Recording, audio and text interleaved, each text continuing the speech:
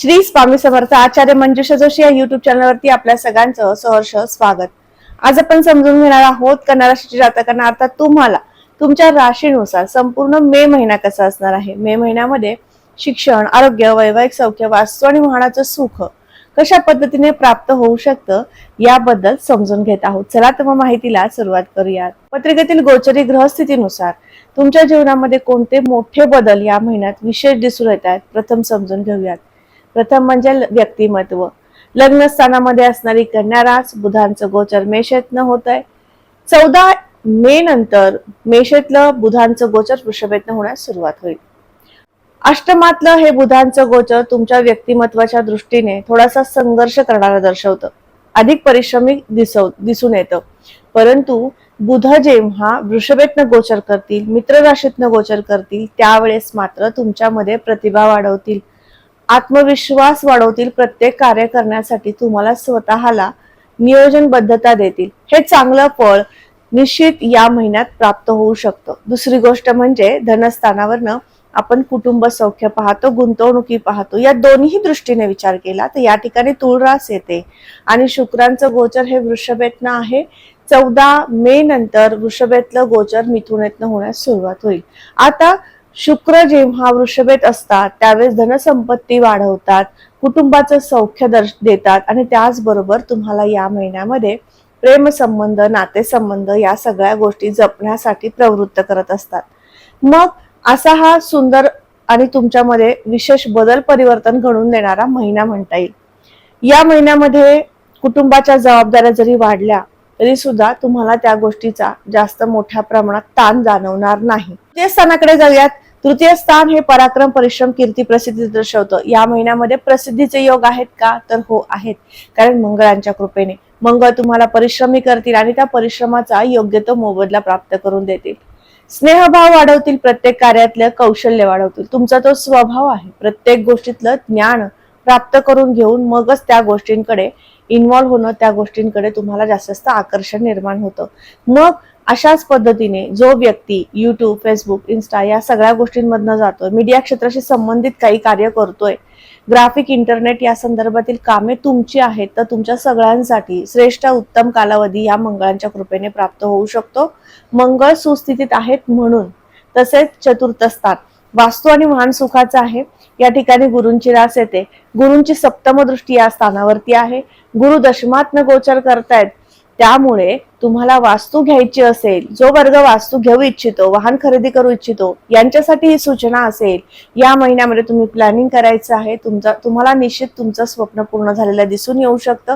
ज्या काही त्रुटी आहेत, काही कागदपत्रांची पूर्तता नाहीये किंवा इतर काही गोष्टींमुळे तुमचं लोनचं काम मागे राहतंय, या सगळ्या गोष्टींना तुम्ही बाहेर पडू शकता आणि ती कागदपत्रांची पूर्तता सुद्धा निश्चित या महिन्यात होऊ शकते. हे सुद्धा सुंदर फळ गुरुकृपेने तुम्हाला मिळू शकतं. मातृसुखासाठी हा महिना उत्तम आहे. तसेच पंचम स्थानाकडे जाऊयात. 5वं घर शिक्षण, संतती आणि प्रणय दर्शवतं. शिक्षणाच्या दृष्टीने विचार केला या ठिकाणी मकर रास येते. शनी हे सप्तमातनं गोचर करतायत. शिक्षण घेणाऱ्या वर्गाला हा महिना सर्वश्रेष्ठ आहे, उत्तम आहे. याचबरोबर या महिन्यामध्ये आणखीन एक चांगली संधी निर्माण होणार आहे, ते मेडिकल क्षेत्रामध्ये काम करणाऱ्या वर्गाला. मंगळ पत्रिकेमध्ये उत्तम स्थितीमध्ये आहेत. त्यामुळे तुम्ही जर मेडिकल क्षेत्रात काम करताय, इंजिनिअरिंग फील्डमध्ये तुमचं शिक्षण सुरू आहे किंवा नोकरी तुम्ही जॉईन केलेली आहे, तुमच्या सगळ्यांसाठी ज्ञानाचा चांगला उपयोग करून घेता येऊ शकतो. पंचम स्थानावरनं प्रणय सुख पाहिलं जातं. प्रणय सुखाच्या बाबतीमध्ये विचार केला तर शनी गुरूंच्या राशीतनं गोचर करतायत. गुरूंची स्थिती सध्या स्थितीमध्ये उत्तम आहे. त्यामुळे प्रणय सौख्य उत्तम मिळेल. एकमेकांना समजून घेऊ लागाल आणि तुमचं नातं दृढ करण्याकडे तुमचा विशेष कल राहू शकेल. षष्ठ स्थान आरोग्य दर्शवतं. षष्ठ स्थानामध्ये राहू आहेत. षष्ठात राहू आल्यापासून तुम्हाला वारंवार पाय पोटरांना गोळे येणं किंवा पाय दुखीचा त्रास, पायांमध्ये थकवा प्रचंड जाणवतोय, अस्वस्थता जाणवतीये, बीपी, शुगर, थायरॉइड सारखे आजार आहेत, त्यामध्ये ती तीव्रता वाढलेली आहे. हे सगळे प्रॉब्लेम सुरू झालेले आहेत. राहू याच ठिकाणी असणार आहेत. या महिन्यात सुद्धा राहूंचं गोचर परिवर्तित होणार नाही. त्यामुळे षष्ठातील राहूंवरती ज्यावेळेस शुभ ग्रहाची दृष्टी येते त्यावेळेस तो त्रास शमतो, तो त्रास कमी होऊ शकतो. म्हणजेच गुरु ग्रहाची नवम दृष्टी जेव्हा षष्ठावर येते, अर्थात आता सध्या स्थितीमध्ये हे शुभ योग सुरू आहेत, तर तुम्हाला हा महिना आजारपणातनं बाहेर पडण्यासाठी, स्वतःच्या तब्येतीकडे विशेष लक्ष केंद्रित करण्यासाठी उत्तम असा असणार आहे. राशीपत्रिकेतील सप्तम भाव 7वं घर जोडदाराच्या सुखाचा आहे. पार्टनरशिप मधील व्यवसायाचं सुद्धा आहे. या ठिकाणी शनी उपस्थित आहेत. या ठिकाणी मीन रास येते आणि गुरूंचं गोचर दशमात्न आहे. आता गुरु ग्रह तुम्हाला तुमच्या पत्नीचं किंवा पतीचं सौख्य देतील. तसेच पार्टनरशिप मधील व्यवसायांमध्ये ज्या काही गोष्टी तुम्हाला करून घ्यायच्या आहेत, काही दुरुस्ती करायची आहे, काही त्रुटी आहेत तुमच्या बिझनेसमध्ये आणि त्या सगळ्या तुम्हाला आता व्यवस्थित करून घेऊन तुमचा व्यवसाय उच्च स्तरावर घेऊन जायचा आहे. या सगळ्याचं प्लॅनिंग करून देण्यासाठी शनीचं मोठं कार्य या ठिकाणी दिसून येणार आहे. शनी जेव्हा सप्तमात येतात त्यावेळेस तुम्हाला तुमच्या कार्यातले बारकावे ज्या चुका आहेत त्या दर्शवतात आणि त्यातनं दुरुस्ती केली तर निश्चित तुम्ही तुमचा व्यवसाय उच्च स्तरावर घेऊन जाऊ शकता. राशीपत्रिकेतील सप्तम स्थान हे पार्टनरशिप मधील व्यवसायाचं आहे. तर या दृष्टीने नवीन ज्यांना व्यवसाय सुरू करायचा आणि तो पार्टनरशिप मध्ये असेल तर अशांसाठी श्रेष्ठ उत्तम कालावधी असेल. पत्रिकेतील नवम स्थानाकडे जाऊयात. नवम स्थानावरनं नोकरीचे शुभ संकेत पाहिले जातात. या महिन्यात नोकरीचे शुभ संकेत आहेत. नवमेश नवमातनच गोचर करतायत, अत्यंत शुभ संकेत. दुसरी गोष्ट म्हणजे दशमातनं गुरूंचं गोचर आहे. जे तुम्हाला नोकरीमध्ये परिवर्तन काही हवंय, एखादी नोकरी सुरू आहे, नोकरीमध्ये बदल करावा अशी इच्छा होती, IT क्षेत्रामध्ये तुम्ही काम करताय, तुम्हाला सुद्धा नोकरी बदल करण्याची इच्छा असेल तर या महिन्यात तुम्ही प्रयत्नांना सुरुवात करू शकता. त्यासाठी पहिला पंधरवडा तुम्ही नियोजन करण्यास सुरुवात करावी असा उत्तम आहे. भाग्य आणि शुभ संकेताच्या दृष्टीने विचार केला तर या ठिकाणी असणारी शुक्रांची रास आणि शुक्रांचं गोचर याच ठिकाणी आहे. म्हणून तुमच्या कुलदेवतेचं नामस्मरण तुम्ही जर नित्यनेमाने केलं तर निश्चित तुमच्या कुलदेवतेच्या कृपेने तुम्हाला मिळणारं यश, प्रसिद्धी, कीर्ती आणि त्याचबरोबर नोकरी किंवा व्यवसायामधील स्थिरता या सगळ्या गोष्टी प्राप्त होऊ शकतात. शुक्र जेव्हा भाग्यातनं गोचर करतात आणि त्या दरम्यान जर आपण शुक्रांचं नामस्मरण वाढवलं, तुमच्या कुलदेवतेचं नामस्मरण वाढवलं तर हे निश्चित चांगलं फळ तुम्हाला मिळू शकतं. याचबरोबर या महिन्यामध्ये धार्मिक तीर्थयात्रा या सारख्या गोष्टी सुद्धा तुमच्या आयुष्यात घडू शकतात. तीर्थस्थळांना भेट देण्याचे शुभ संकेत या महिन्यात घडून येणार आहेत. राशीपत्रिकेतील दशमस्थान या ठिकाणी गुरु ग्रह उपस्थित आहेत. गुरूंचं गोचर दशमातनं येणं म्हणजे ज्यांचा कागद, कापड, स्टेशनरी, लोखंड किंवा गोड पदार्थासंदर्भातील व्यवसाय आहे अशा वर्गाला अतिशय उत्तम कालावधी दर्शवतो. ज्यांचा केमिकल क्षेत्रातला बिझनेस आहे अशांना सुद्धा गुरुकृपेने व्यवसाय वृद्धिंगत झालेला दिसून येऊ शकतो.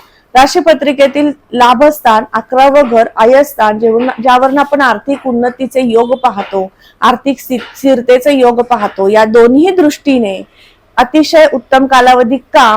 कारण या ठिकाणी कर्क रास येते, या ठिकाणी कुठल्याही पापग्रहांच्या दृष्ट्या नाही. त्यामुळे येणारा जो इन्कम आहे तो योग्य पद्धतीने तुमच्याकडनं सुनियोजित खर्च होऊ शकतो, इन्व्हेस्टमेंटच होऊ शकते.